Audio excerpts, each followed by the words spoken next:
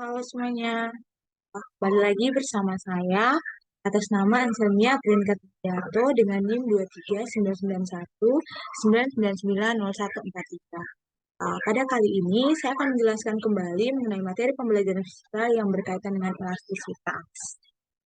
Berbicara tentang elastisitas, pasti sudah tidak jarang lagi dengar di telinga kalian kan. Pasti kalian sudah tahu apa sih elastisitas, kemudian bahan seperti apa sih yang termasuk elastisitas. Nah, mari kita lebih mengkaji ya tentang apa saja topik-topik yang akan saya bahas.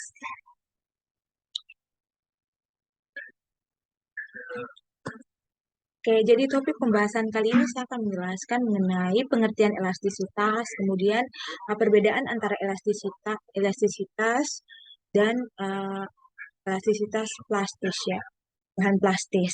Nah, kemudian ada konsep elastisitas, hukum Hooke, penerapan elastisitas dalam kehidupan sehari-hari, dan beberapa contoh soal beserta pembahasannya. Oke, yang paling pertama, elastisitas adalah kemampuan suatu benda untuk kembali ke bentuk awalnya setelah gaya luar yang diberikan kepada benda itu dihilangkan atau dibebaskan. Jadi, pada intinya adalah benda itu dikatakan elastis ketika kita memberikan suatu gaya kepada benda tersebut, kemudian benda tersebut akan kembali kepada bentuk awalnya ketika kita sudah tidak melakukan gaya kembali. Kita ambil contoh di sini seperti karet gelang. Ya, ketika kita menarik karet tersebut, yang awalnya karet itu kan bentuknya bulat, kemudian ketika kita menarik, dia akan berubah bentuknya. Dia akan berubah bentuknya karena gaya yang kita berikan. Kemudian ketika kita melepas kembali atau gaya yang kita berikan sudah tidak ada lagi, maka karet gelang tersebut akan kembali ke posisi awalnya. Nah, itu yang dikatakan dengan elastisitas. Kemudian eh, benda plastis itu tidak akan kembali ke bentuk awalnya. Jadi ketika kita memberikan suatu gaya, dia tidak akan kembali lagi ke bentuk awalnya, berbeda dengan elastisitas. Tetapi karet gelang juga kita bisa katakan sebagai benda plastis ketika kita menariknya dengan gaya yang begitu besar, kemudian karet gelang tersebut putus, maka dia tidak akan kembali lagi pada posisi awalnya. Nah, itu yang dinamakan benda plastis. Nah, benda plastis lainnya yaitu benda plastis juga dapat dikatakan sebagai benda yang ketika kita melakukan suatu gaya, dia tidak akan berubah kembali kepada bentuk awalnya. Itu misalkan kita ambil contoh uh, batu, kemudian kaca, semen, adonan kue, dan lain sebagainya. Nah, kalau kita berbicara tentang konsep elastisitas, berarti elastisitas itu tidak jauh dari tegangan, renggangan, dan modulus Young. Di sini tegangan atau stres, renggangan atau strain, dan modulus Young. Nah, tegangan itu merupakan besar gaya yang bekerja pada suatu benda pada luas penampang tertentu. Kemudian renggangan adalah perubahan relatif ukuran benda yang mengalami tegangan.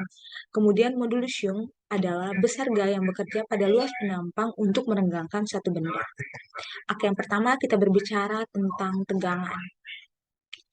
Ah, tegangan menyatakan perbandingan antara gaya dengan luas yang mendapat gaya.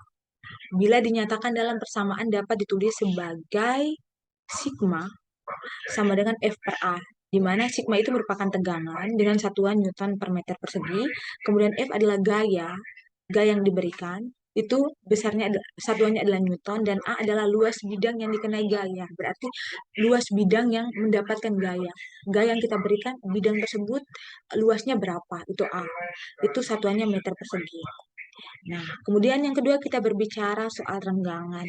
Nah, teman-teman bisa melihat ilustrasi gambar di samping, itu ada sebuah benda ya. Nah, renggangan adalah perubahan relatif ukuran benda yang mengalami tegangan. Renggangan dihitung dengan cara membandingkan penambahan panjang suatu benda terhadap panjang awalnya. Nah, perhatikan ilustrasi gambar di samping itu. Nah, dari ilustrasi itu menyatakan bahwa sebuah tabung yang panjangnya semula L0 ditarik oleh gaya F, sehingga panjangnya bertambah.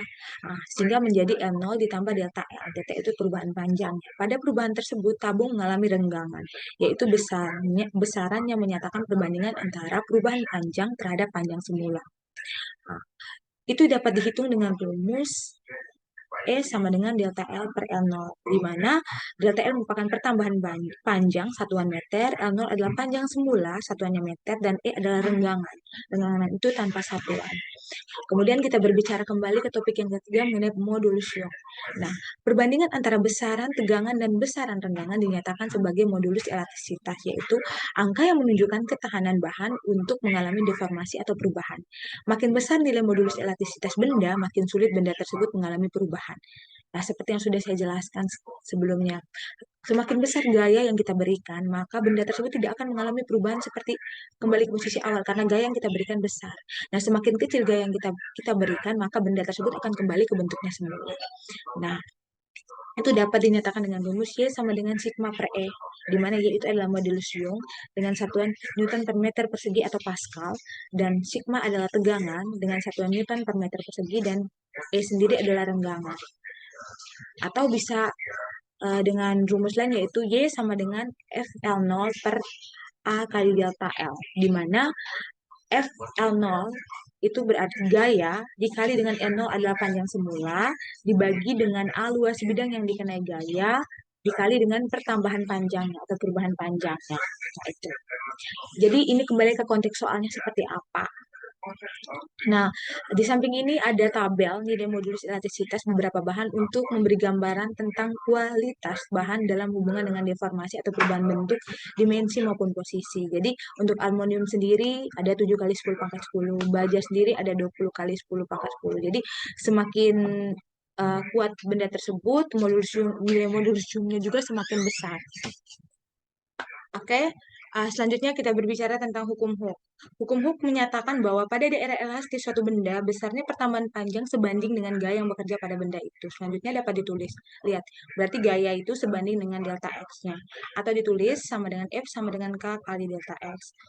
Nah, hubungan antara gaya yang merenggangkan pegas dan pertambahan panjangnya pada daerah elastis pertama kali diselidiki oleh Robert Hooke pada tahun 1635 sampai 1703. Nah, sehingga ini dinamakan hukum Hooke. Nah, hasil penyelidikannya dinyatakan dalam sebuah hukum yang dikenal dengan hukum Hooke, yang menyatakan bahwa pada daerah elastis suatu benda, besarnya pertambahan panjang sebanding dengan gaya yang bekerja pada benda itu. Selanjutnya, dapat ditulis F sebanding dengan delta.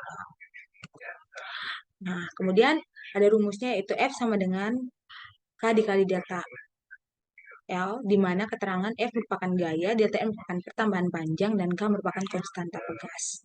Persamaan tersebut menunjukkan bahwa perubahan panjang benda sebanding dengan gaya yang diberikan, yang nilainya dinyatakan dengan konstanta pegas atau K.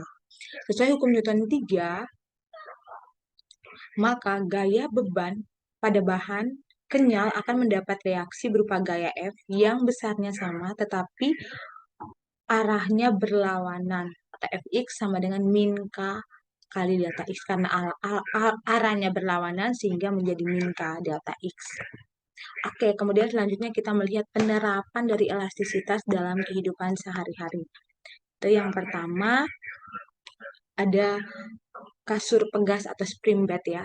Nah, ketika tidur, gaya berat yang menekan kasur ditopang pegas karena pegas bersifat elastis. Kasur akan terjaga ketebalannya. Spring bed menggunakan pegas yang disusun secara paralel di seluruh bantalannya. Yang kedua ada shock breaker, itu pada mobil ya. Nah, teknologi kendaraan penumpang saat ini menggunakan suspensi yang salah satunya komponennya adalah pegas. Nah, pengaturan suspensi dapat dilihat melalui karakteristik suspensi yang sesuai dengan kebutuhan pemakai. Mobil sedang dengan suspensi yang lunak dengan menggunakan pegas spiral yang relatif lunak atau konstanta kecil. Sedangkan untuk mobil barang biasanya menggunakan pegas kuat atau konstanta besar. Pegas tersebut dimaksudkan agar sanggup menahan beban dengan jumlah yang besar. Pengaturan tersebut dapat diterapkan pada kendaraan roda 2. Jenis susunan pegas yang digunakan adalah pegas paralel. Yang ketiga itu adalah neraca ya, sebuah timbangan. Nah, itu neraca atau timbangan juga menggunakan pegas. Prinsip kerja neraca pegas atau dinamometer sama halnya dengan prinsip hukum Hooke, di mana ketika neraca pegas diberikan beban, maka akan terjadi perubahan panjang pegas, sehingga menunjukkan skala tertentu sebagai hasil timbangan. Neraca lain juga bekerja seperti itu agar setelah beban dihilangkan akan kembali ke skala 0. Kemudian ada panahan. Sifat elastis terdapat pada tali busur. Ketika tali busur ditarik ke belakang dengan gaya tertentu, akan melengkung lebih dalam dan tali menjadi kencang. Saat tali dilepaskan, gaya akan hilang dan kembali ke keadaan semula. Kemudian ada sayap pesawat. Nah, sayap pesawat dituntut untuk lentur atau elastis dan tidak boleh terlalu kaku. Sayap harus mampu menangani getaran dan baling-baling dan desakan udara ketika terbang. Saat pesawat dites, sayap yang elastisnya baik akan melengkung seperti busur panah, tetapi tidak rusak dan kembali ke bentuk semula. Kemudian yang terakhir, atap kerangka baja dan jembatan. Nah, atap kerangka baja dan jembatan dari bahan bangunan di kawasan rawan gempa harus sedikit lentur agar bangunan tidak mudah rubuh ketika terjadi gempa bumi. Selanjutnya ada beberapa contoh soal yang akan kita bahas. Di sini teman-teman bisa perhatikan bahwa ada benang jahit, styrofoam, kasur, kertas koran yang termasuk benda elastis, yaitu kita ketahui sendiri bahwa benda elastis adalah benda yang ketika kita memberi gaya, dia akan kembali kepada bentuk semulanya. Berarti di sini ketika kita memberi gaya, dia akan mengalami perubahan, tetapi ketika gaya yang kita berikan sudah tidak ada lagi, maka dia akan kembali ke bentuk semulanya. Maka itu yang benar adalah benang jahit dan kasur, karena kasur itu kan ada pegasnya. Kalau gabus tidak, karena gabus itu kan kaku. Gabus itu masuk ke dalam bahan plastik, karena ketika kita melakukan suatu gaya, maka dia akan berubah bentuk, dan dia tidak akan kembali ke bentuk semula. Kemudian yang kedua, ada soal tegangan yang terjadi karena gaya bekerja pada sebuah batang adalah 2 kali 106 Newton meter persegi. Jika panjang batang adalah 4 meter dan modulus elastisitasnya adalah 2,5 kali 10 kali 10 pangkat 8 Newton per meter persegi, pertambahan panjang batang adalah beberapa sentimeter. Nah, dari soal kita ketahui bahwa untuk sigma sendiri adalah 2 kali 10 pangkat 6 Newton per meter persegi, untuk modulusiumnya atau Y-nya sama dengan 2,5 kali 10 pangkat 8 Newton per meter persegi, dan L0-nya sama dengan 4 meter. Yang ditanya adalah delta L perubahannya. Kita masukkan ke rumus. Yang pertama, Y sama dengan sigma per E. Kita untuk E sendiri itu delta L per L0. Kemudian kita masukkan ke rumus E sama dengan sigma per Y. Masukkan nilai E-nya sama dengan delta L per L0 sama dengan sigma per Y. Delta S sama dengan sigma per Y dikali L0. Delta L sama dengan kita tinggal masukkan angka-angkanya, kemudian kita akan mendapatkan hasil 1,6 kali 10 pangkat 2 meter, kita bawakan ke sentimeter menjadi 1,6 cm. Kemudian untuk soal berikutnya lagi, ada seutas kawat dengan panjang L dan jari-jari R dijepit dengan kuat di salah satu ujungnya. Ketika ujung kawat lainnya ditarik dengan gaya F, panjang kawat bertambah sebesar X. Kawat lain dari bahan yang sama dan jari-jari sama dengan panjangnya 3L ditarik dengan gaya yang sama, akan mengalami pertambahan panjang sebesar. Nah, di sini diketahui L01-nya L, L02-nya 3L ya. F1 sama dengan F2 sama dengan F. Delta L1 perubahan kita misalkan dengan X. Jadi yang ditanya delta L2. Kita buat rumus perbandingan delta L2 per L02 sama dengan delta L1 per L01. Nah, tinggal kita kalikan silang saja, kita masukkan angka-angkanya, kita mendapatkan hasil delta L2 sama dengan 3X.